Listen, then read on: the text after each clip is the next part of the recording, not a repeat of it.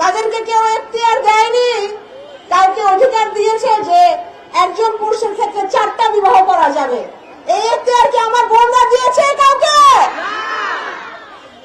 এই সমাজ আমরা চাই না, কোন সমাজ ব্যবস্থায় এদের কোন জায়গাও আমরা দিতে চাই না। বলে 4 বিয়ের অধিকার কে দিয়েছে? কে দিয়েছে? চ্যালেঞ্জ করতে চাও কারে? ইসলামকে চ্যালেঞ্জ করতে চাও? কারে খুশি করতে চাও? ভণ্ড মহিলা, লম্পট মহিলা কোথাকার, এখনো নির্বাচিত হও নাই, এখনই ইসলামকে চ্যালেঞ্জ করো।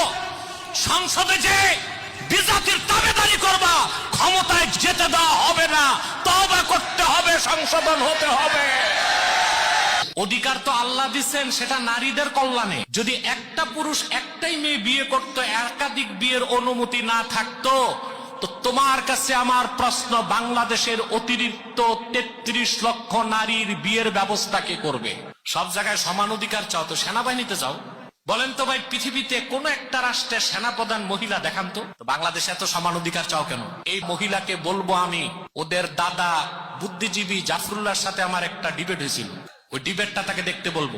সেখানে আমরা প্রমাণ দিয়েছি সৃষ্টিগতভাবে নারী আর পুরুষের মধ্যে আল্লাহ 25টা পার্থক্য রাখছেন। সেখানে নারী পুরুষ সমান হতে